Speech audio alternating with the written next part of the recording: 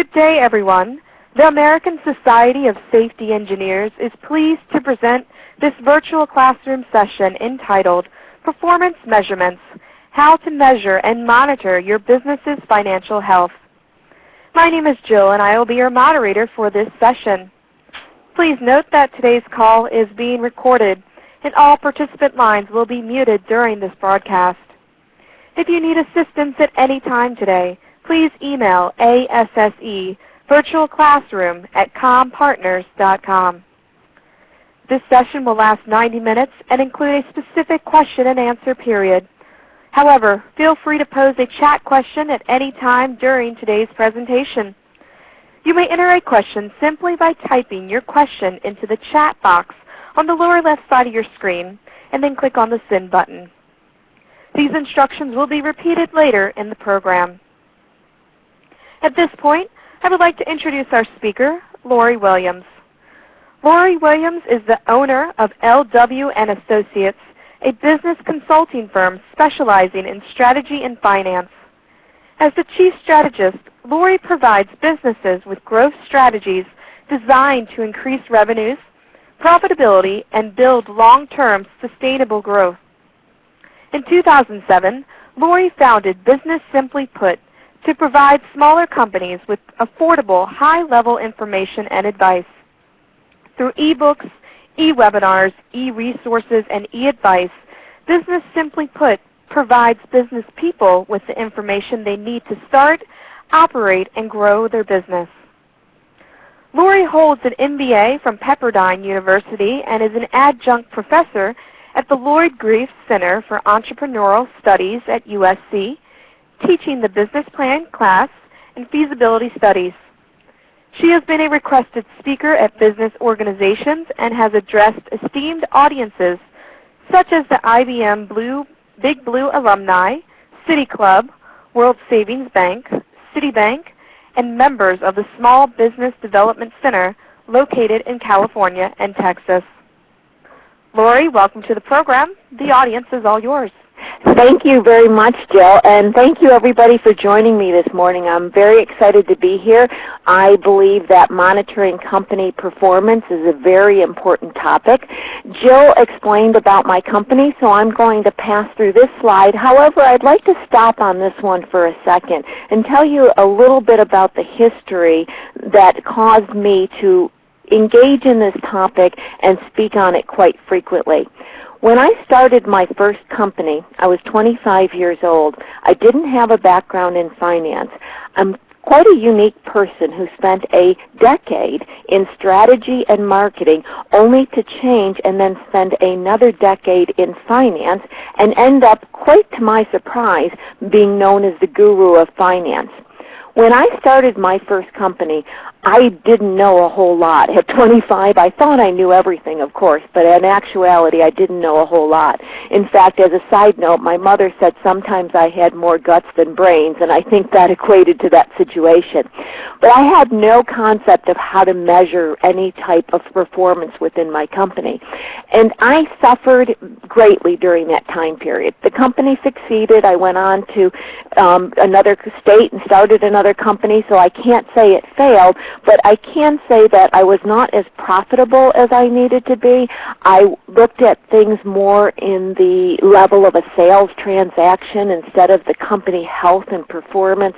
I didn't understand, and I can remember even saying to my CPA one time, isn't there something I can measure? Isn't there some kind of calculation I could do? And he didn't give me any advice. There's nothing against CPAs, but I'm just saying that I had an understanding that there was something out there, but I didn't know what it was. Interestingly, I didn't find it the second I went through finance as an MBA. I didn't find it when I worked as a banker in a commercial lending situation. It took me a while because the next part of the knowledge that I obtained had to do with these complicated financial structures, and I couldn't see how that applied to anything. And then 20 years later of consulting, I finally came full circle and said, you know, there are simple performance measurements, and that's the key word about this morning.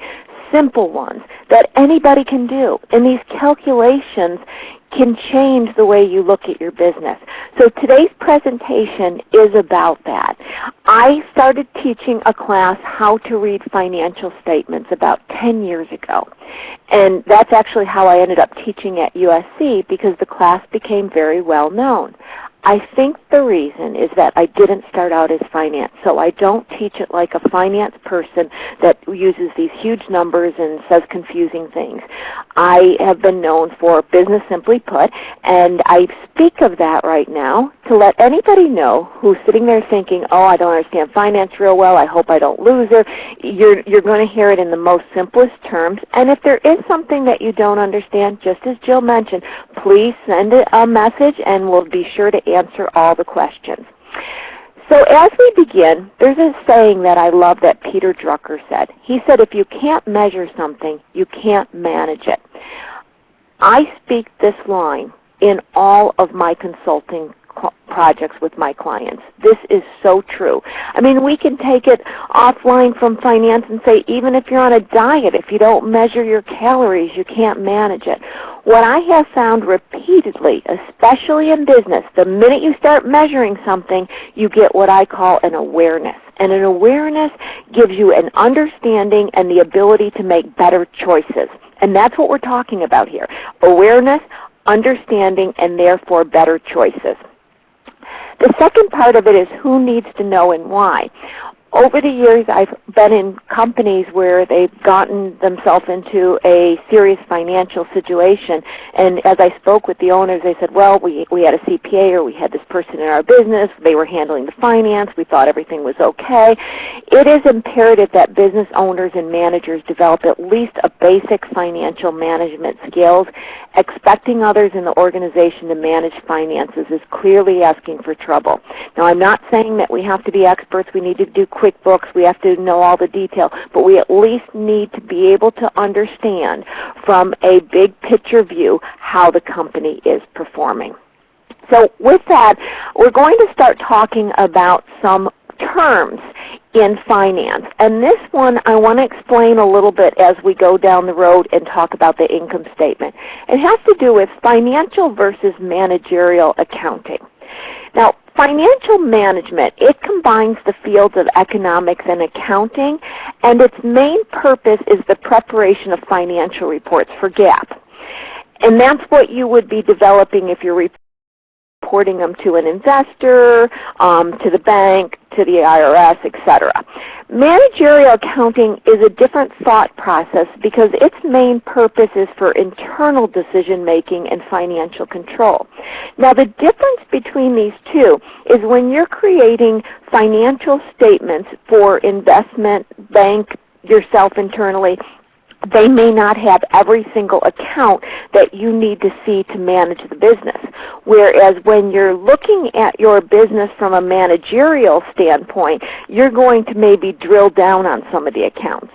One example is that in financial management for GAAP accounting, you only need to have one account, which we're going to talk about in a second, called Selling, General, and Administration. And you can bundle your overhead and also different accounts such as marketing and advertising.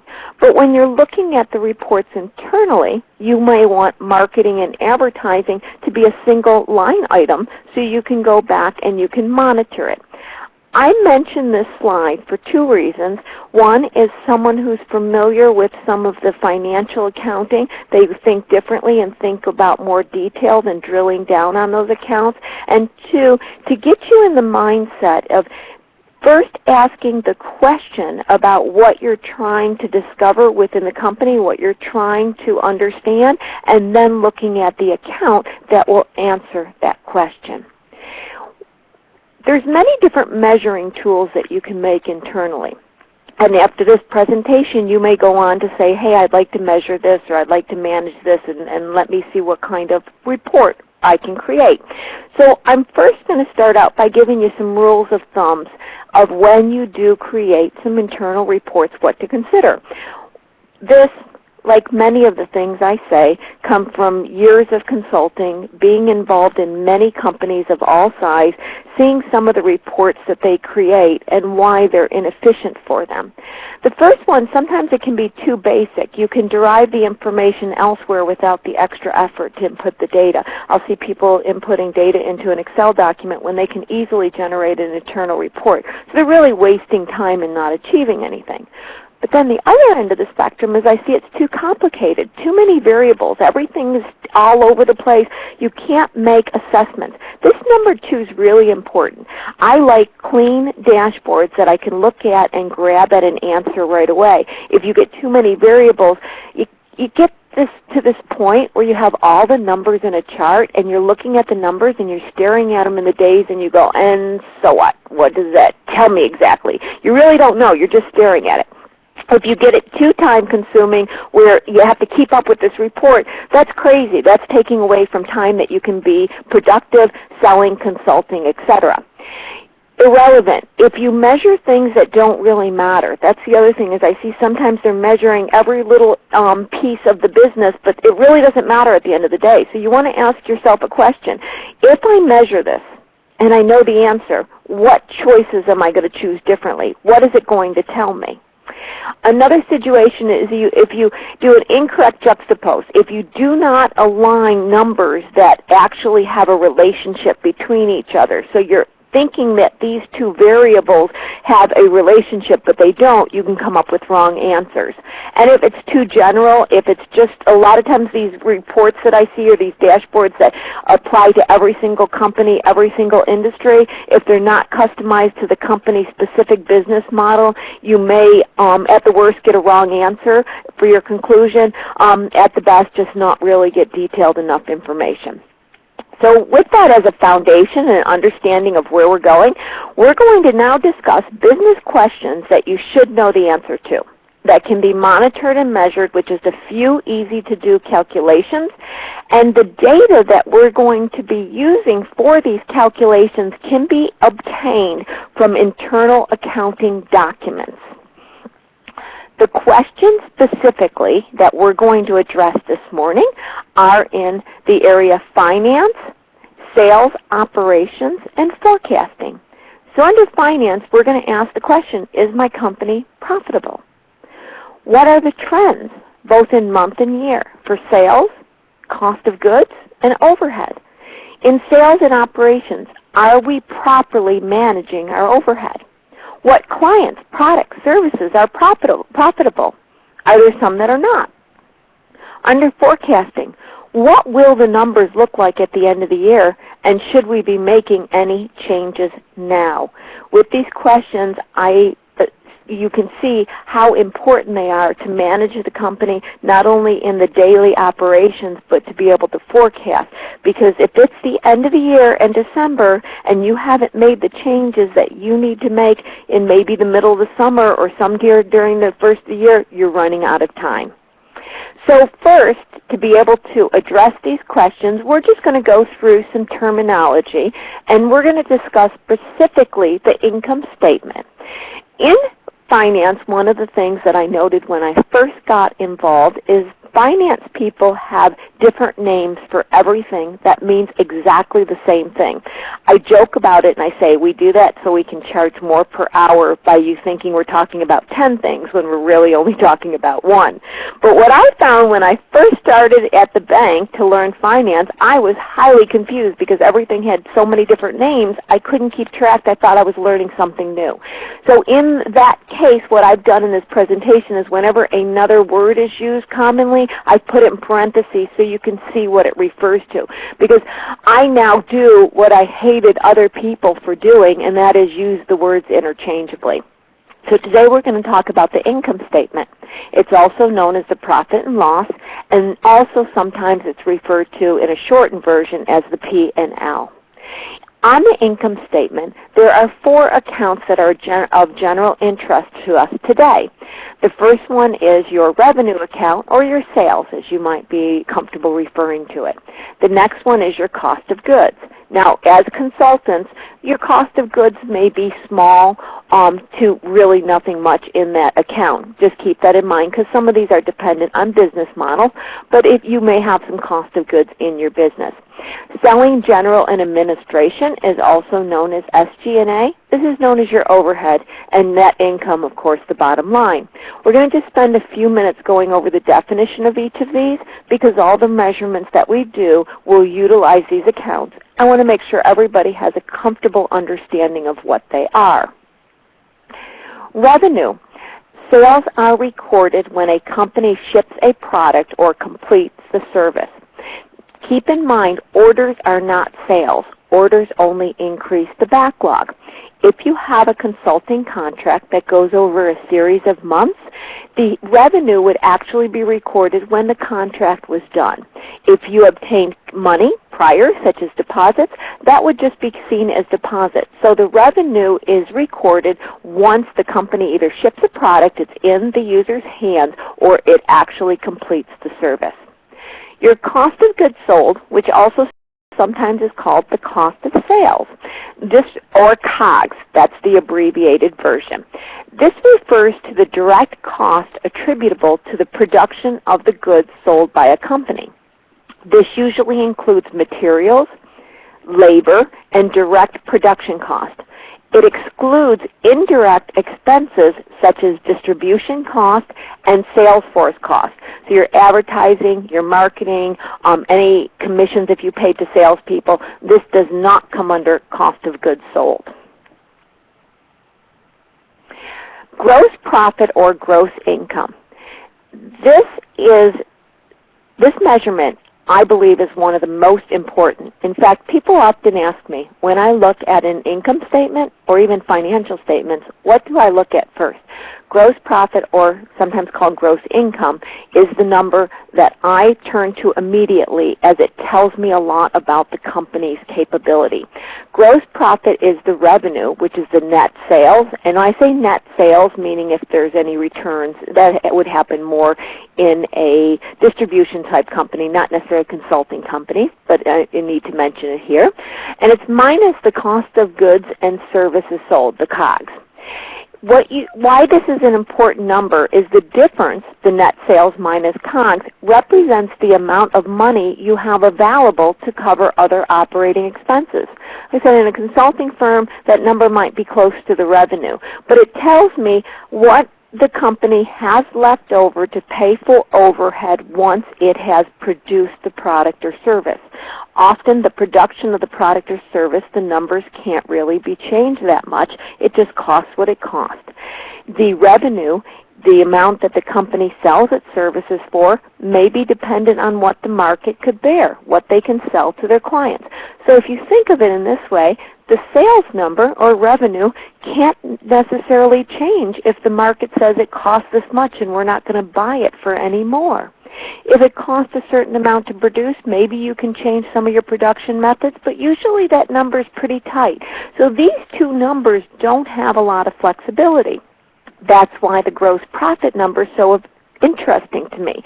It's the overhead, how efficient we are, how we utilize the remaining money to grow the company and run the company, that has the most flexibility. A gross profit margin, which is also called profit margin, is simply calculated by taking the gross profit, which is the revenue minus the cost of goods, divided by the sales, and expresses it as a ratio. Gross profit margin, that's the first number that I look at. It tells me, once again, how much money is left over for operations. It tells me how tight the operations must be. Selling, general, and administration is also known as operating expense. It's also referred to a lot as overhead. This refers to the essential things that a company must pay for in order to maintain business operations. These are your rent, your insurance, your marketing, the type of accounts that you're very familiar with. And then we come to net profit, net income, bottom line. This is calculated by subtracting a company's total expenses, the cost of goods and the selling, general, and administration from the total revenue, and it shows what the company has earned or lost in a given time period, usually 1 year. So those accounts are the ones that we're going to talk about now going forward. With that, let's look at a sample income statement. So all I've done is I've listed the accounts that we've learned already. You have revenue sales, so this would be how much the company sold. Cost of goods, COGS, this is the cost to produce. We have the gross profit number, which was simply calculated by subtracting cost of goods from revenue.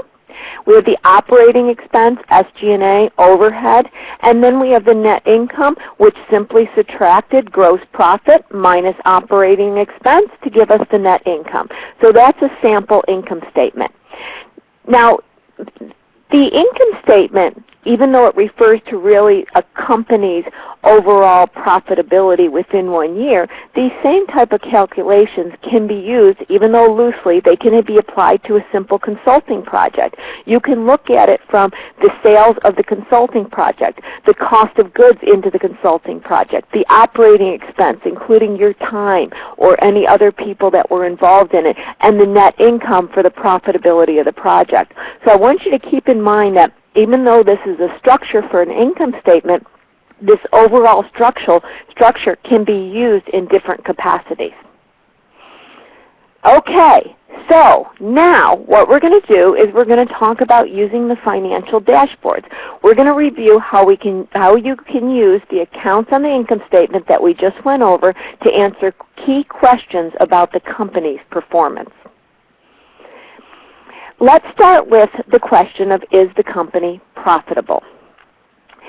What we're looking at here, and we're going to spend some time reviewing each of these charts, is first of all, if you go to your left, you can see the income statement overview, and it simply states the revenue once again, the COGS, the cost of goods, the gross profit, the expense, SG&A, and the net income. So this is the sample income statement that we looked at just a few minutes ago. What I have done is to the right, where you see the term profitability overview, I took some key measurements for the company. The first one being the gross profit margin that I referred to earlier. So in that calculation, it was simply using the gross profit, which once again is just the revenue. You subtract the cost of goods, and you have the gross profit.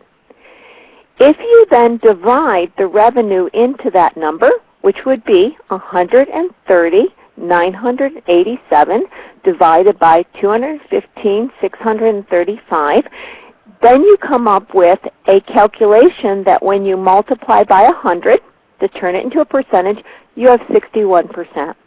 So we have a gross profit margin of 61%. In that, we know that if you just look at it in the simple term of a dollar, for every dollar in sale, our gross profit is 61 cents. And that's what we have left over to pay for overhead and also to have some remaining profit. So you can even take these numbers and say for every dollar I earn, it's 61 cents is going to go to the production.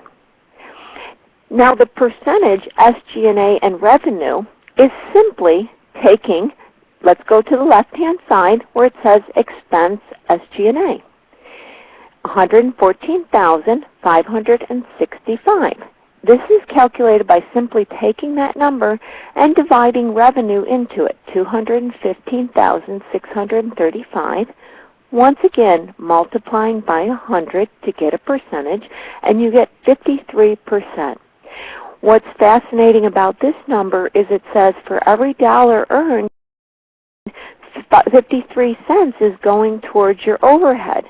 61 cents is going towards your gross profit. Now, these numbers are all rounded and everything, so you're going to get kind of, it won't always add up to 100. It kind of might be a little strange there.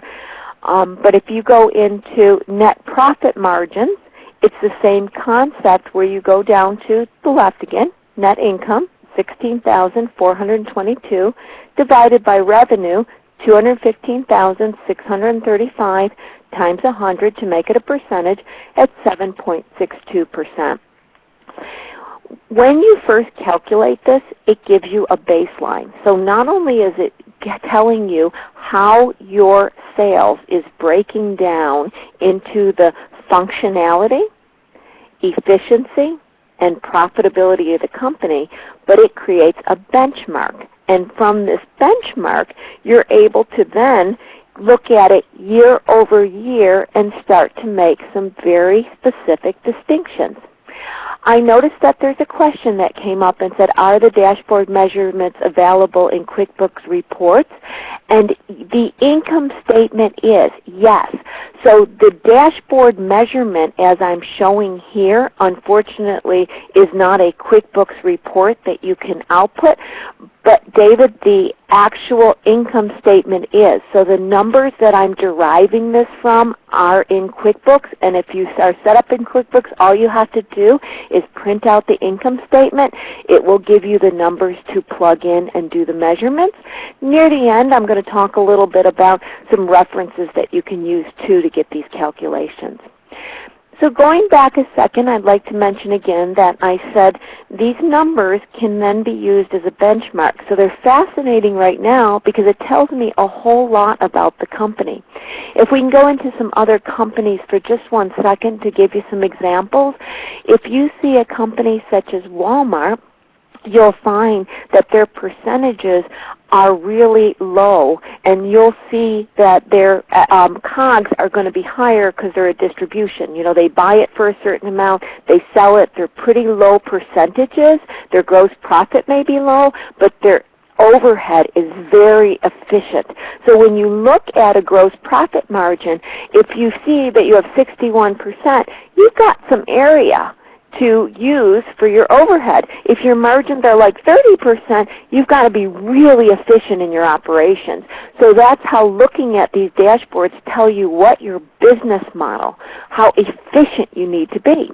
An example on the other side, software producers, they'll have really, really high gross profit margins, but they may have higher SG&A overhead in the salaries of the people. So with the concept that this is going to give us a benchmark, let's look at the very next slide. Let's walk through it so you're not overwhelmed by suddenly seeing all these numbers. So let's walk through it little by little. I want to start on the left-hand side all the way to the left so we can just go over the categories again to get comfortable.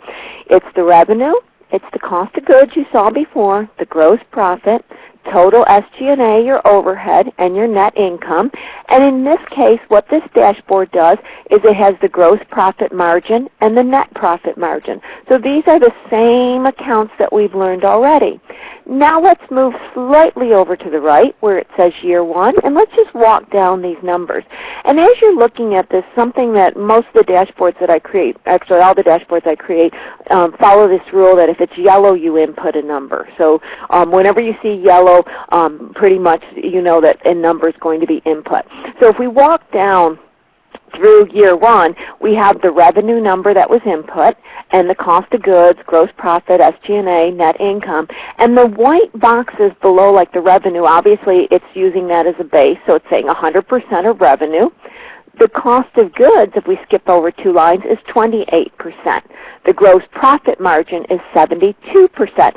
I used exaggerated numbers because I wanted things to stand out real well. So these aren't necessarily indicative of a business. They're just made-up numbers to be able to communicate. As we walk down further, the SG&A is 54%, and in this case, the net profit margin is 19%.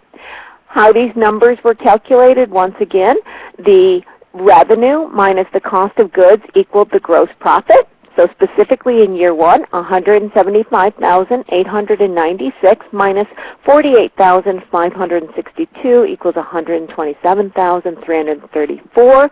If we take the gross profit, $127,334, we divide the revenue, $175,896, and then we multiply by 100. We come up with the gross profit margin of 72%. The COGS being 28, it's just that basic percentage where you take the 48,562 and divide it by 175,896 and multiply by 100. You'll see if it sounds like, oh, she's going through all these formulas. I'm repeatedly using just two basic formulas. So there's not a lot of fancy math in this at all. Now, if we turn to the right where year 2, you can see I followed the exact same structure. Just did the same type of calculations. But where it gets really fascinating is if you move all the way to the right and you see the top box that's called percentage change, this is where it gets really interesting, because now what you're doing is you're identifying what is the change in the numbers. How did revenue increase in this case? And it shows that revenue increased by 48%. Cost of goods increased by 58%. If we just look at those two numbers, we can go, well, and like I said, these are made-up numbers to demonstrate. They're not necessarily indicative of a business. But you can see right away and ask questions. Revenue increased 48%, but our COGS are increasing, our cost of goods. We really need to figure out some way to get our operations a little bit more efficient, because as our revenue increases, we're really not increasing our gross profit margin. We're actually decreasing the gross profit margin. And I'm going to stop here for a second and tell you the outcome that you want to achieve with these measurements. You want to be able to ask questions. You want to look at these and you want to ask really fundamental questions about your business model. In my class at USC, the very first day, I drill down and I tell them that the most important thing in business, and truly in life if we have a life discussion, but especially in business, is the questions you ask. It's the intelligent asking of questions that helps you see into business models, client situations, opportunities, and those things that didn't turn out so well. So as you look at these, I want you to keep in mind, what questions do they bring up? What do they cause me to ask? An example I just explained. It was like, why are the cost of goods going up? As we look at the total SG&A through the 2 years, you see that the total SG&A actually went up 10%. But the percentage compared to the revenue went down 14%. So here is an incredible interesting twist. It's where one of them is saying that it went up 10%. So let me drill down those numbers. I'm going to go under year 1. I'm going to go down to cost of, I'm sorry, I apologize, let's start again. I'm going to go under year 1. I'm going to go down to total SG&A, and I'm going to see the number 94,682. And then I'm going to go year 2, and I'm going to look under SG&A, and I'm going to see the number of 104,150. It went up 10%. But keep in mind the numbers in the white below, the 54% and the 40% respectfully, are calculated by taking the 94,682 and dividing the revenue. It's a percentage of revenue. So it's saying, what this diagram is telling us, or this data is saying, that the total SG&A, your total overhead went up, but as a percentage of revenue, it went down. Now, we aren't drilling down in the account SG&A to see what it all contains, but it can be questions like, did you hire additional people that weren't fully working and therefore not as fully efficient as they could be? And then as the sales increased, you started to capitalize on those new hires, and suddenly SG&A is going down because sales are increasing and you're not needing to hire new people. Now, that was just a speculation, and that's why I say, going back from the earlier topic I said about financial management versus managerial management, the financial management has this big account called SG&A, but you having the data that this report is derived from, you can look at this and go, I now want to go and drill down on that account SG&A and see, why is it that it went up 10%, but it didn't go up as a percentage of revenue? What went up 10%? What did not? So you can see it asks a question which lends itself to another question and points you in a direction of where to look. But I always say the best way it should work is you look at it and you go, that's interesting. Why is that? What is causing it? And that leads you down a pathway of investigation. And really, I guess what we're saying is it keeps you on top of what's happening within your business. Now, if we finish this analysis, we look at net income. Net income went up 141%, and the net profit margin as a percentage of revenue went from 19% to 30%. It increased 12%. So as we look at this, we see, well, the cost of goods went up.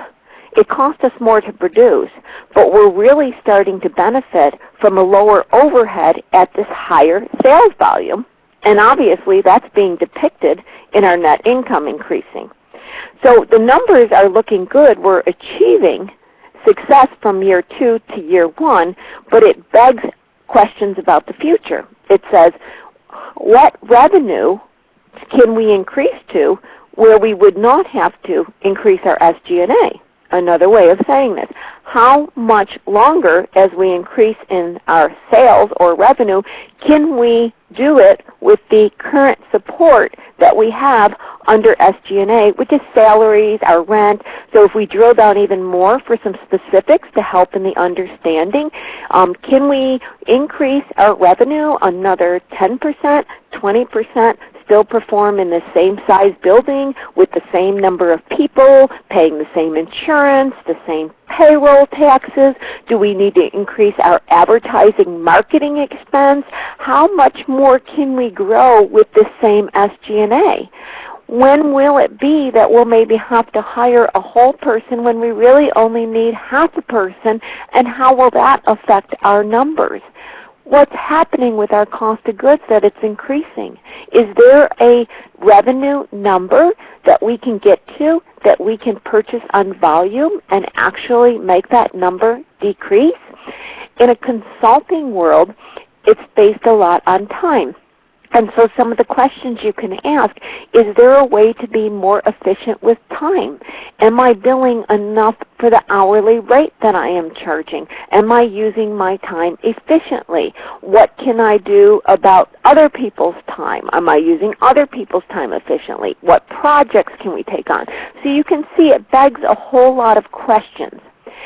Another key word that I want to bring up at this time, even though I'm just bringing it up now, it doesn't detract from how important it is. It's simply that I had to get you to this point so I could bring it up and it would make sense to you. And that has to do with the word relationship. I'm not talking about personal relationships here, but just like in life, whether it leads to success or not, the numbers are same. The relationship between these numbers is what's important. That's why, going back earlier, how I said the dashboards need to be not too complicated. They need to have enough information that's relevant, but not too much to complicate. And it needs to be properly aligned so the numbers have a relationship between each other. Because as you can see, as I started to ask questions and walk through this model, it was all about the relationship of one number to another number being itself the relationship of the cost of goods and how it increased, and how that relates to the relationship of the revenue, and how that relates to the relationship of the SG&A being able to maintain at the same business operations as we currently have internally, and ultimately how it relates to the net income. So that is an example of taking the same accounts we learned a bit ago, creating the dashboard as we saw with the sample, then juxtaposing or aligning it next to year 2, and then looking at measurements in another way. And that will answer for finance, what are the trends month to year for sales, cost of goods, and overhead. And as you start looking at this year over year, you would be amazed with the amount of information it tells you. Now, in a minute ago, what I was talking about when I was talking about the SG&A is I was saying, can the sales increase while maintaining the same SG&A, the same selling, general, and administration, the same overhead or operating expense? Every word I just said means the exact same thing. In that I said, once you have some data and you see this main dashboard, it might cause you to say, I want to look at something a little bit more detailed so I have a better understanding. And so in that, this operations is a matter of taking each and every single account under the SG&A and having an understanding of how those break out. So all it's doing is it's taking 2006 and 2007 and it's putting it together for a percentage change. Once again, these numbers are exaggerated. And so in that, what they're doing is they're just kind of showing you where you can monitor different changes. So you can see payroll tax expense went up 203%. Advertising promotions went up 287%. Like I said, the numbers are just placed there so you can see the changes. But the main point about this slide is that you would then take each of the accounts in the overhead and you would start looking at it for year over year to identify where you are increasing the cost, where you are not increasing the cost. I noticed Stephen has a question about what's included in the COGS for a consulting practice. Wouldn't the wages of the staff producing the project be part of the COGS? I want to answer that one. Stephen, it can be. One of the things I'm saying has to do with GAAP accounting and when things are allowed in what bucket. We use the word bucket in finance, so I'm going to use that term. It has a lot to do what is appropriate by government regulation, so I'm just going to give you kind of the basic line. When there are people's labor that are working directly to produce the product or service, they can either be in the COGS or they can be in the SG&A. If we first start with a manufacturing practice, if I have people that's working on the automation or working in some part of producing the product, I have a client that does CAD design. Their CAD design is required for their manufacturing of furniture. All of the labor from the CAD design is in the COGS. If the consultants are working specifically on certain projects, according to GAAP, which the CPA is best to answer that, they can also be put into COGS. Staffing that cannot is like somebody who would be working in administration, someone that would be answering the phone, someone that's more involved in the basic upkeeping of the entire office. So what you have is you have a choice of where you can put people, whether you put them in COGS or not. You cannot choose to put admin in COGS, but you can choose to put direct labor in SG&A, and it's an internal business decision depending on what you want to measure and how. If you want to take and separate the people and put them into the COGS so you can have more of an understanding of the consultant's time, you can choose to do that. And one thing keep in mind is under managerial accounting, we're not doing it for government documents, we're doing it to internally monitor, and you can make some choices from there.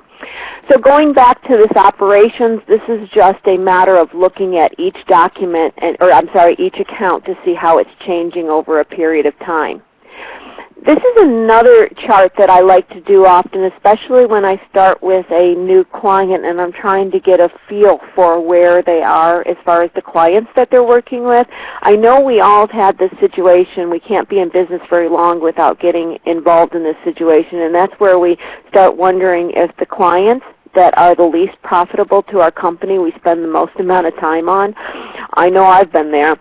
And so it's really good to take a look, not emotionally, but just financially at companies and say which clients' product services are profitable and which are not.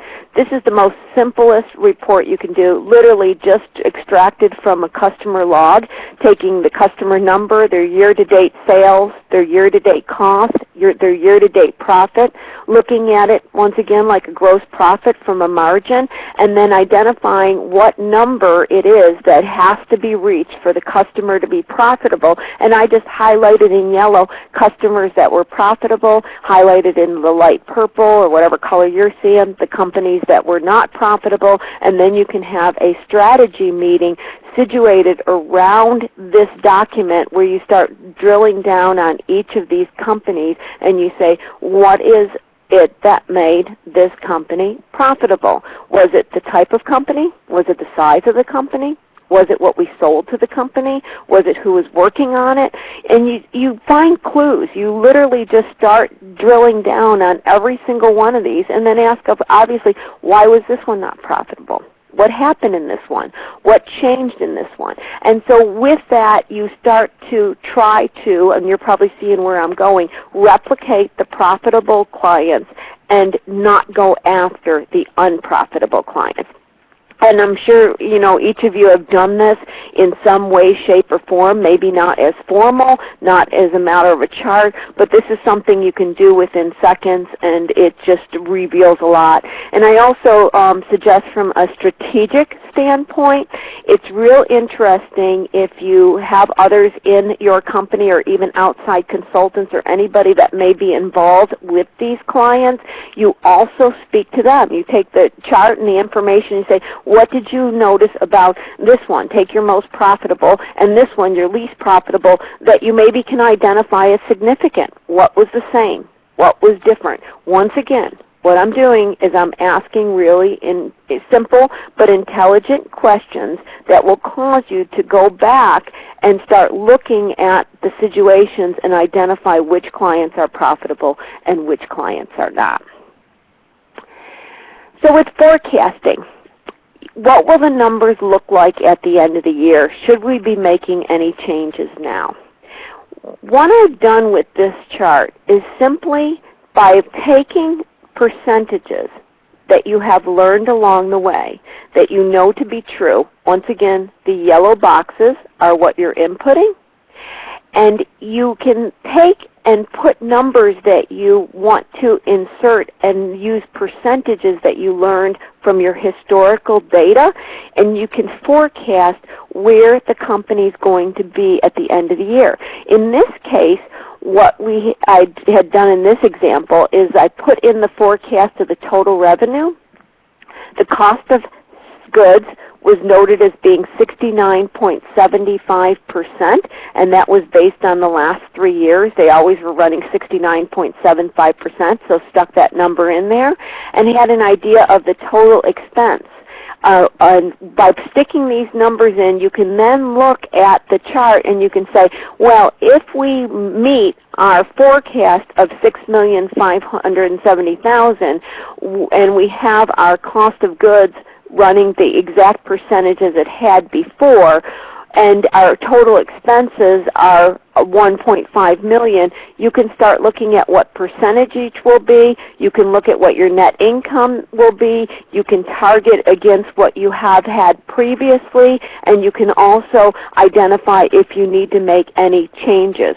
So how I use this for example, in an existing client that I've been working with for many years, I have to make sure that at the end of the year we're going to reach our targeted numbers, obviously for growth of the company, but there's bank loans involved, there's a lot of salaries involved, so you really have to make sure you stay on top of things.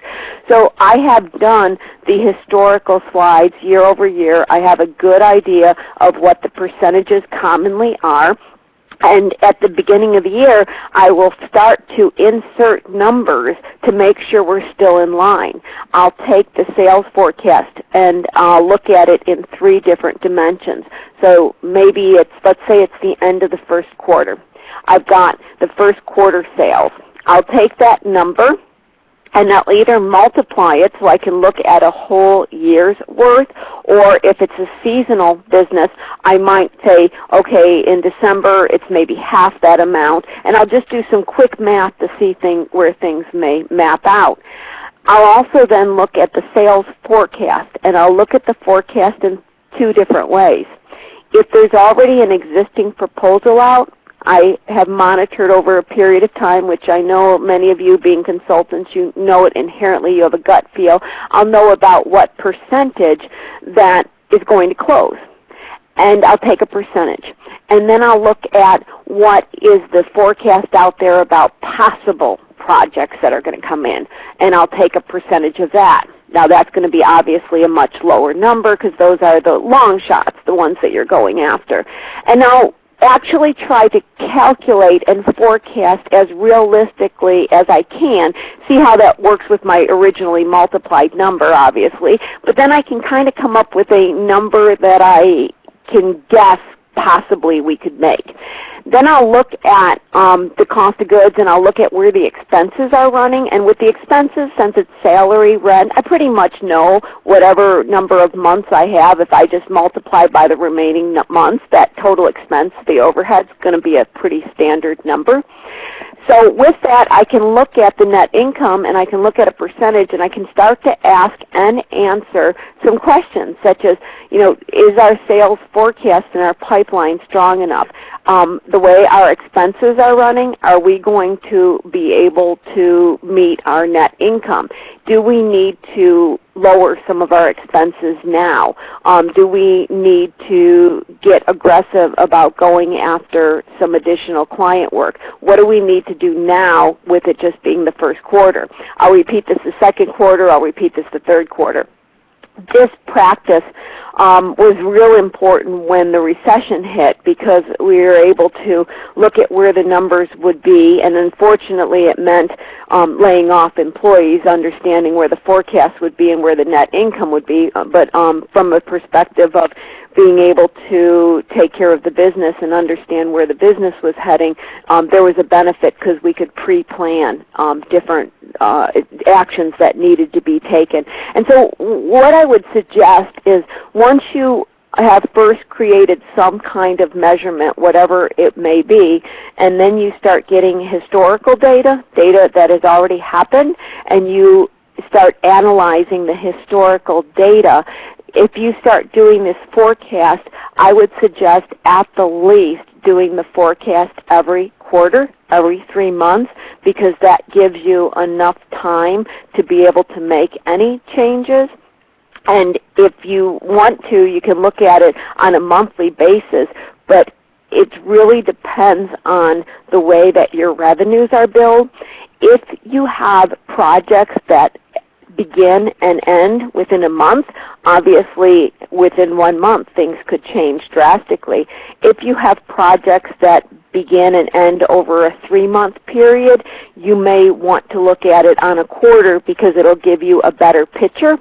If you have projects that exceed that amount of time and you only have a few during the year, you're going to have to break it incrementally into some managerial type reports where you're saying, well, this is how much I finished to date, this is a percentage, and start looking at it to make sure that the year will work out. Once again, you start with the question that you're asking. You really look at it and say, what is the question that I'm trying to answer? And then you look back at what is the data that I need to look at, and that's when you become real flexible and open it up to whatever data that you have to consider.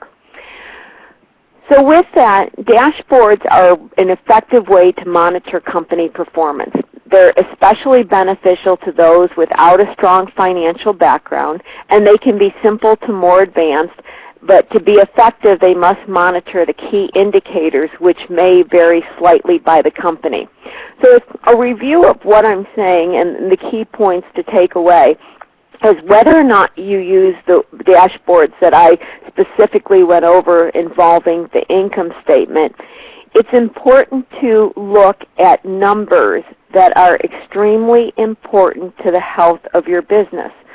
Those numbers may be specific to your company, to your consulting practice, but there are certain things that must happen in all companies. Obviously, sales must happen in all companies, but there may be aspects of your specific practice that are unique. It could be things such as how you invest your time on each project, who works on each project, when projects come in, how long they last, how much marketing that you're spending on projects, how much advertising you're spending on projects to get them. Should that number be increased? Those are the type of questions that can be answered with any type of measuring device. Hopefully in showing you that the calculations are very simple mathematical calculations that you can do with any set of numbers, and that if you monitor them over a period of time and look at trends, you can take some of these questions and answer them accordingly. One topic that I want to talk about specific to consulting practices, it's not part of a slide in here, but it's one that I like to share, especially when I'm talking with people that are mostly involved in a consulting nature, is how to monitor and manage your own time. When I first started my consulting practice many, many years ago, I realized I had to be in charge of doing the consulting work, going out and doing whatever PR to get the consulting work, and then managing the company and all the infrastructure. And even though I had other people to help me in certain aspects, at the same time, a consulting practice usually involves doing all those different avenues and wearing many hats. So what I did is I came up with a percentage of allocated time that I would utilize for each of those disciplines. I first identified how many hours I was going to work a week. There's no right answer here. It could be 40, it could be 50, 60, it could be 20. There's no right answer. Whatever number of hours that you're going to physically be employed in the practice, I took that number and said, these are the allocated numbers that I have. Then I started playing with numbers. I started saying, well, what if I spend 10% of that time going out after new business? What if I spent 10% of that time working on internal operations? What if I then had 80% of the time left over to do consulting? Would that be enough hours to do each of those disciplines? Would it not? And how would that look for me financially? And then I could even look at how much I charge per hour. Well, the numbers I just gave you, did it work out for my practice? I found out that I needed to spend more than 20 to 25% of the time, because I recognized that not only did I need to go out and get new business and do things to promote myself, but there also was a percentage of time that I needed to put together proposals and talk with potential new clients. So immediately realized I had to put another percentage into it.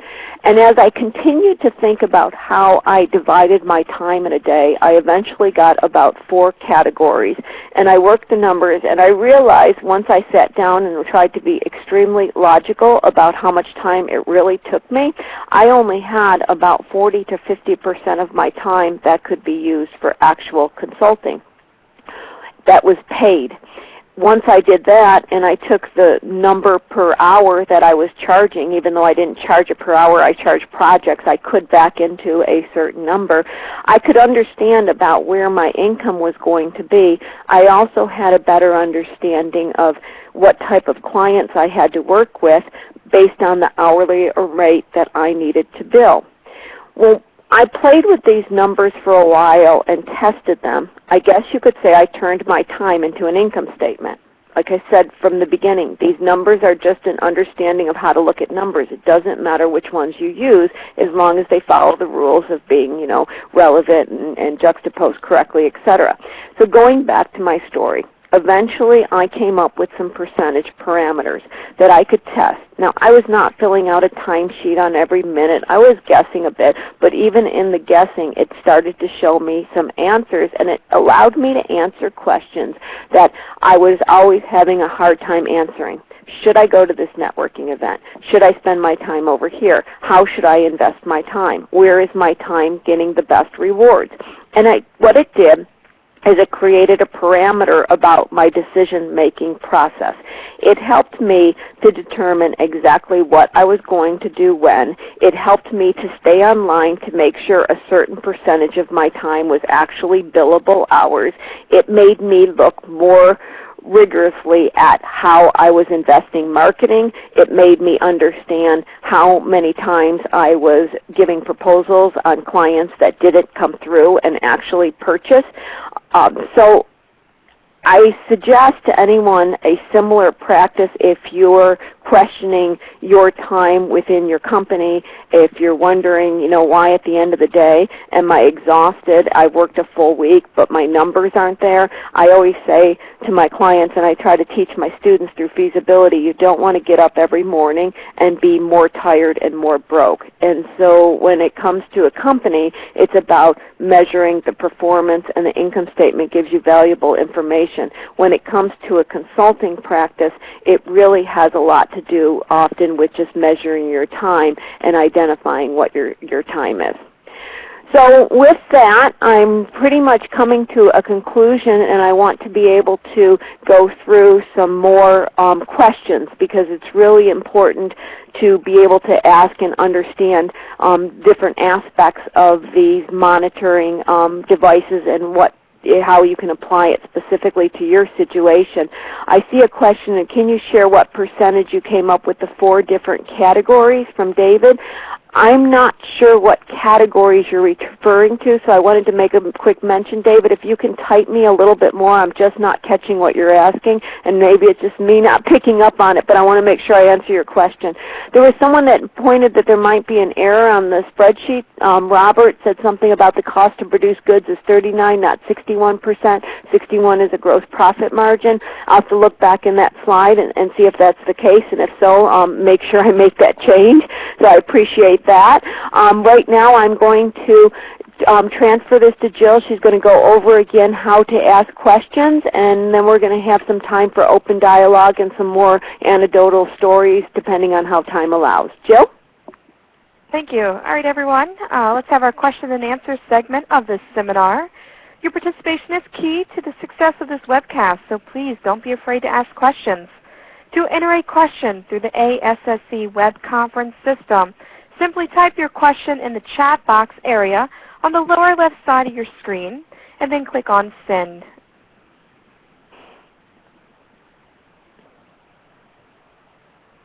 Oh, okay, David, you were talking about the story that I just said with paid consulting and everything.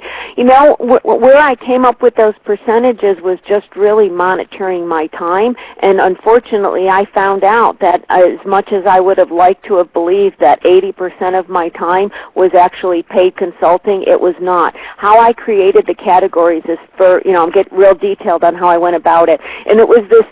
A lot of the things that I create come from me looking at a situation and wondering something, and then going back and going, I don't know, let me try to figure it out, and then all of a sudden coming up with these structures or measurements that tell me a lot of bit of information. So that same thing happened where it was, a lot of it comes from frustration. I was thinking, how come I'm not getting where I want to go? I'm so tired at the end of the day. I think I'm investing all my time properly. Am I really? So what I did is I just took a couple weeks and I scribbled down the amount of time that I was doing different things. I didn't do a task sheet. I didn't want to be that specific, but I would say, okay, I spent 3 hours today actually with a client or doing client work that I knew I was being paid with. I was paid for. I spent this amount of time, over here giving a speech. I spent this amount of time here, and then I, spent this amount of time internally doing any kind of accounting or billing or whatever internal means. And then I came up with exactly how much the time was that I was utilizing for my business. And at the time, I wanted to believe that I was involved more in the paid consulting than I actually was. So what happened is it was a rude awakening for me, because I found that I found a couple things. One was that I was spending a lot of time networking, which should have given me greater percentage return. So the first thing I did is I drilled down on networking, and I realized that I was going to a lot of events that really were not paying off for me. And I started to reanalyze how I invested my time. So I'm going to tell you a secondary step that I took that feeds into this. I painstakingly, but it was a great action to do.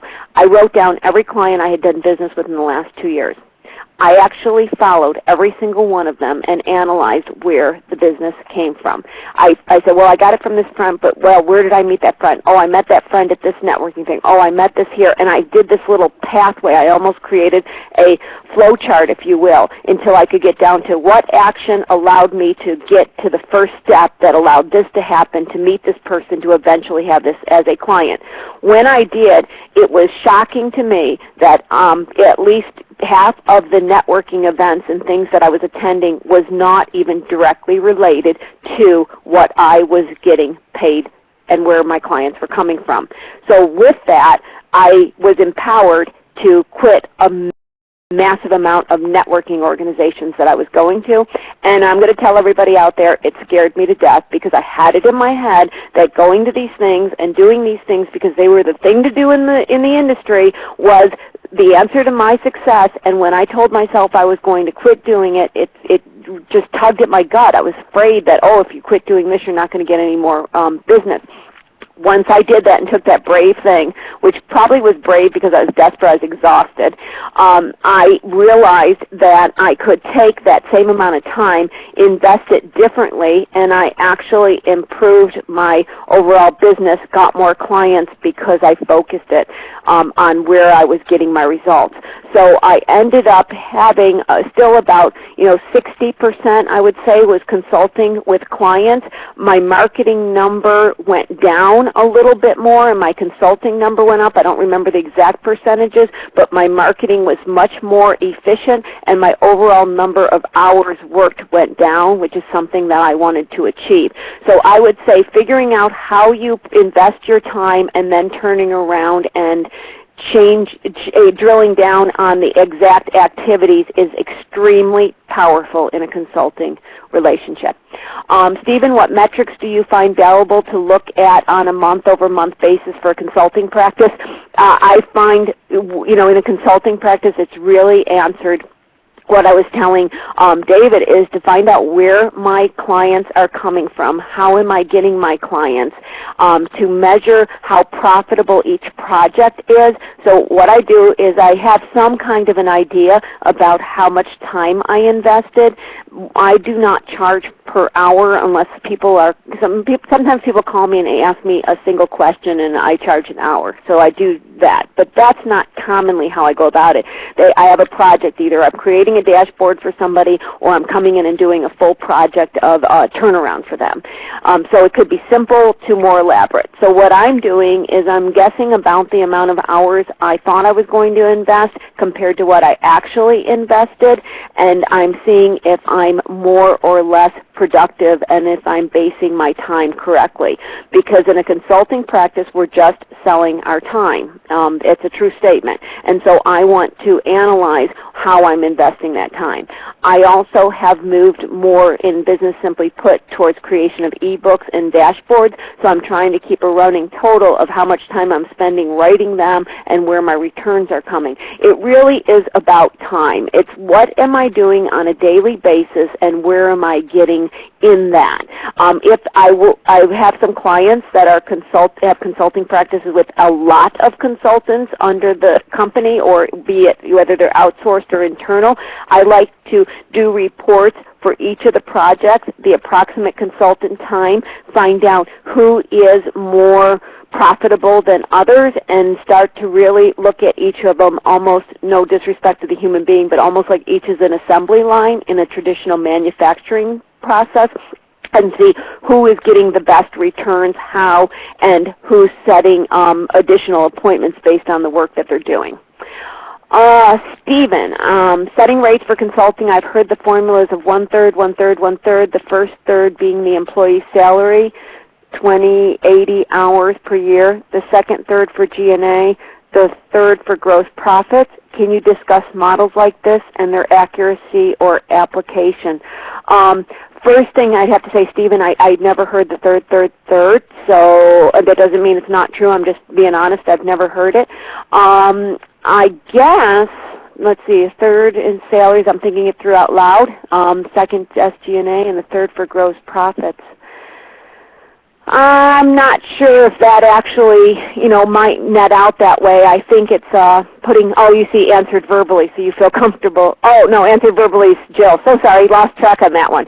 So I think, Stephen, on that, whether it comes out to be a third, this is my answer after looking at what you asked. I think it depends on the business model because it depends on the consultant's rate compared to some of the overhead. So I think using that formula across all consulting, it just doesn't feel comfortable for me. I think you'd have to look at your current business model and the structure, see how those numbers map out, and then identify it historically and go forth and measure it.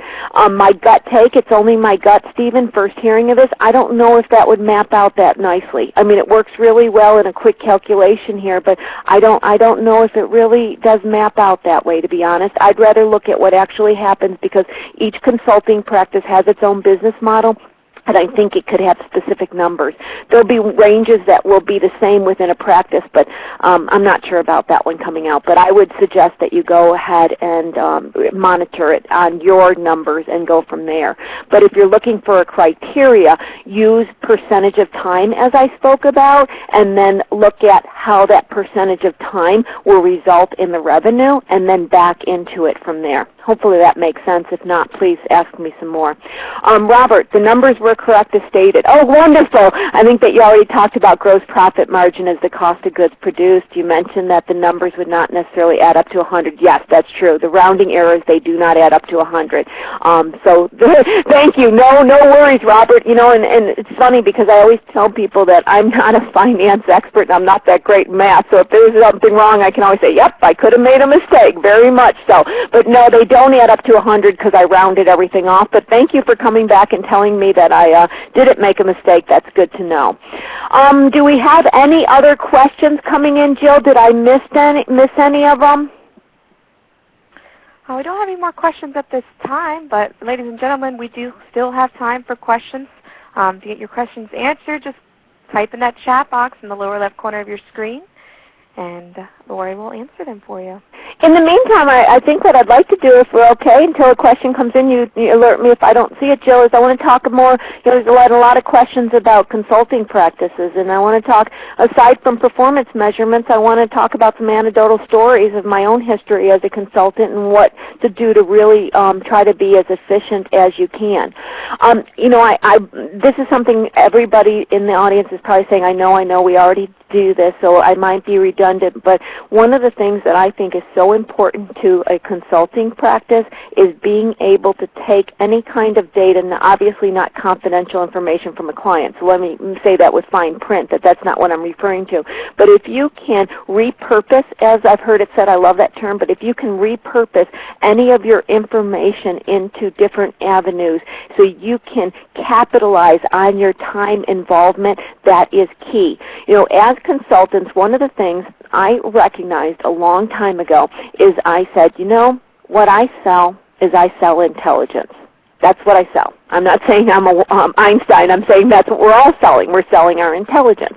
And I thought, for me to sell intelligence, for me to demonstrate intelligence is I have to do whatever I can to let other people know that I'm an expert on this subject. And so in that, what I have to do, which in today's technology equals blogs, ebooks, writings, presentations, just like I'm doing this morning, we have to be out and about and we have to speak. So what I do is anytime I might be sitting at a client's office, realize something interesting, I will, because I'm into my iPhone, I was talking about that earlier, I'll record it on my iPhone. Not that it has to be, I just had to say that's how I've been doing it because I love my iPhone now. But I'll record it and then I'll come home and I'll start writing about it and it'll become a blog. Then I'll turn around and I'll turn it into a tweet. Then I'll turn around and have my tweet reach in with my LinkedIn. I'll get enough together that I'll turn and put it into an ebook. Then I'll create a presentation from it. Even when I go through and I do client reports about situations I come against, I'm not taking the exact copy, but I'm taking the concept of what did I learn. Once again, it goes into a blog. Then I repurpose the blog into a tweet. Then I repurpose the tweet into LinkedIn. But I'm not supporting this social media over any others. What I'm trying to communicate here is when we sell intellect and we've written it, sometimes I know you maybe feel this way, it's like so painful to come up with it and record it. You want to then figure out how you can repurpose any of your material and you can utilize it in other areas. Even when it comes to creating the structure in your consulting practice, if you have files that are organized very well so you can go grab from this file and then you grab from that file and then you produce in that file. So that's one subject I'd like to share with you real quickly off of performance measurements is repurposing. Another topic I'd like to share with everybody that I find also is really key to a consulting practice, and that is managing the relationship with the client, knowing what to expect from the beginning of the relationship to the end. I always used to say some of you may have heard this expression before, the coffee cup consultant that walks around with a coffee cup all day and says, yep, yep, and never really adds any value. I, from the beginning, wanted to make sure that if I was involved in a client engagement, I added value. But we all know that sometimes it's nebulous and hard to get our hands around. And so I started creating reports from the very beginning of my consulting practice. I call them debriefings. So what I do is I tie in a series of structures. When I do the proposal, I state exactly what's going to happen, when it's going to happen, and when the relationship's going to be concluded. Now, I'm not saying guaranteeing results, because you can't a lot, especially in strategy or marketing. You can't guarantee results, but you say these are the actions that will be completed. Then I have agendas, written agendas that I take out before every single meeting, and we make sure we check off. And then I have debriefings that go out after the consulting relationship, during the different intervals if it's for a period of time. And the debriefings simply go over everything that we discussed, and they have next steps for the next meeting. So then the next steps turn into the next agenda. After I've consulted, it turns into the next debriefing, and the debriefings can be put together as a PDF. These are all in PDF form at the very end of the relationship, so the debriefing goes back out with the final invoice. In doing that, it's easy when a client is in consulting with you and kind of like forgetting what we did from the very first beginning of the relationship to the end. It keeps track. It puts something tangible in an intangible world, which consulting is very much an intangible world. And because I've put such structure and I've tried to productize consulting, I feel as though not only does the client understand what's going to happen, so expectations are met, it manages the relationship a lot better, and to be quite honest, it also gives me a structure that if I've got several different clients I'm working with, these debriefings keep me on track and I know exactly what I'm going to be doing when. If I go back to my earlier comments I made, the debriefing, then little sections of that can become blogs, can become Twitter, can become any kind of social media, can eventually turn into ebooks. I have an ebook that I wrote that was 60 Keys to Business Success, which was really a lot of those little one statements that I ended up putting together and created an ebook. So it's real important in a consulting practice that you try to monopolize on every single bit of time that you invest, because time is all you have. If you can use some of your selling time and transform it into some of your marketing time, you can be more efficient in your efforts, and the more you're out there, and I like the word exposure. Exposure is really what is needed in order for more people to know about your practice and know what you're offering. And so capitalizing on time investment and multi-purpose and repurposing, I think, are great keys to succeeding in a consulting environment. So that's something I'd like to add. Also, I'd like to make a note, and I think the link went out to everybody. I have a book called Performance Measurements. The book, the ebook, I think it sells for $9.99. It was written based on this presentation. It has this presentation dashboards as well as other dashboards in it, and what it does is it goes through every single mathematical calculation that I spoke of. It says what the math is. It gives you the Excel data that you would input into the cell if you wanted to create an Excel spreadsheet, and it goes through different scenarios. If you look at the dashboard and this number is this number, then you want to look into the business model about this. If you look in the dashboard and the number went this way, you want to look in the business model about that. And it downloads from my website for $9.99, and I also have some of the dashboards we saw here, plus others that are created for sale. So with that, Jill, do we have any more questions? Yeah, we do have one question here from David, and it's regarding setting rates. He writes that a disadvantage of project pricing is scope creep and hard for consultants to say no. Any thoughts on avoiding working for free?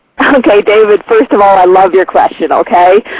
Boy, it hits home to me, and I have to believe it's hitting home to a lot of people. So let me first say, my thoughts about working for free is I hate it, and I don't want to do it. And the more I get up in age, the less willing I'm to work for free. But I have some serious results of that, but boy, great question, great question. You know, it goes back to what I said about the first agenda. If you create an agenda and you are specific to what the project involves, that will help you stay in the parameters. But here is the crux, and here at the same time of it being the crux, this is the key point. Let me explain it to this way. Have you ever been in a meeting and you're sitting there and you're realizing the client is starting to speak outside of what the project entails, and your gut's telling you this and you feel it in your gut, but at the same time you're trying to do a good job, and we all want to just give because that's part of being a consultant? Well, there's that defining moment. You know when you're going over a boundary, but your mind is going, well, I could just add this little piece. I could just add this little piece. That's when you have to be disciplined in your approach to start mentioning immediately that this is outside the parameter. So what I will do is, when I know that, because my gut always knows, it's not like I go blindly down the rabbit hole. I know when I'm going down the rabbit hole, and I'll try to stop and I'll go, you know, I think what you're speaking of is definitely an important avenue to pursue, and we can talk about that as an addition to this consulting project. But as we've discussed previously, and you know, the consulting project involves blah, blah, blah, blah, blah. What we can do is we can talk about completing this aspect, and then we can look at a charge to work on this also, or what we can do is we can incorporate that now. Would you like me to look at some pricing to be able to incorporate that aspect at this portion?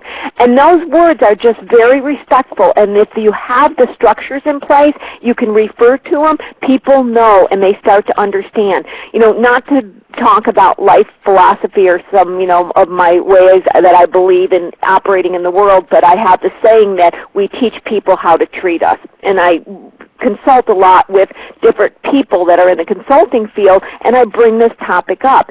People have to have parameters or of course they're going to push beyond that parameter. That is nothing wrong about them. We all do it. I will do it to somebody also. We want to see how far we can push the parameters. So it's up to us as consultants to create a parameter to protect our own interests, but it also protects the client, because as consultants we have to keep the client on course. So the answer I have specifically, David, is that, number one, get your scope of service, give it really detailed, stay on an agenda, and continue to restate what the scope is throughout the project, especially if it goes on for several months.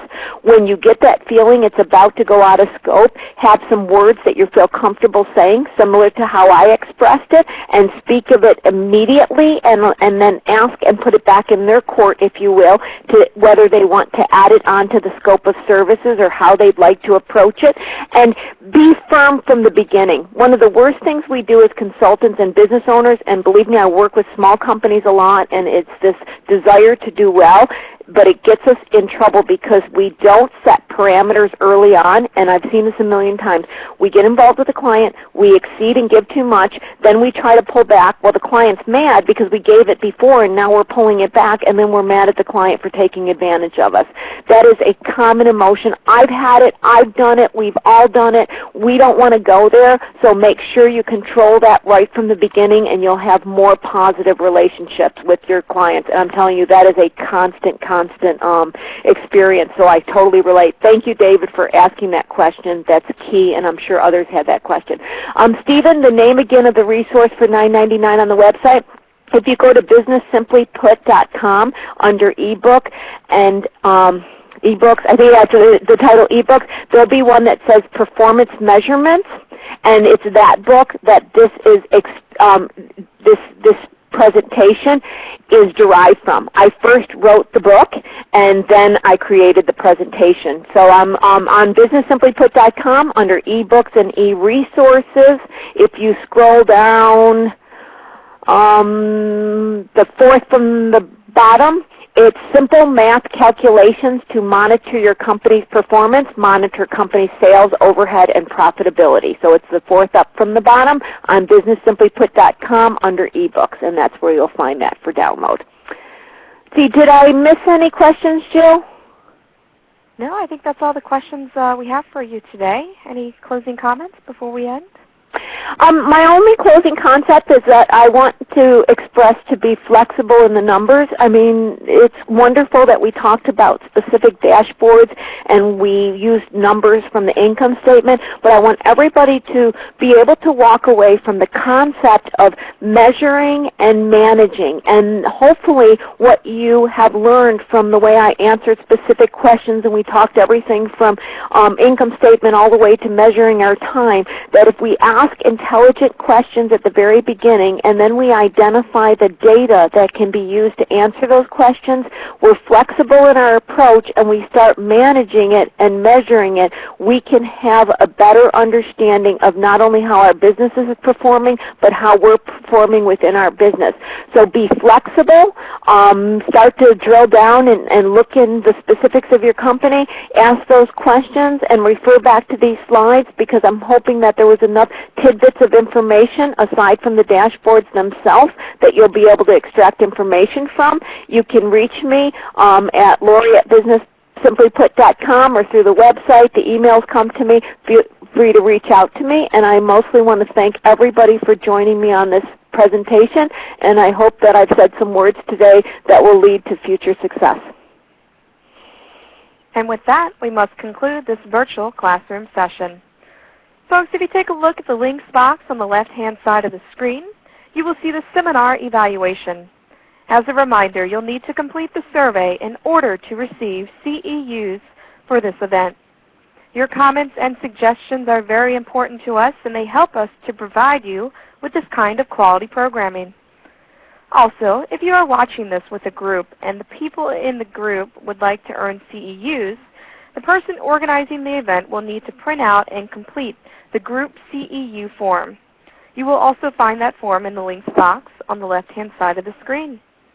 A special thank you once again to Lori Williams for such an informative session. Today's program is copyright 2012 by the American Society of Safety Engineers with all rights reserved. This concludes today's program. Thank you. You may now disconnect.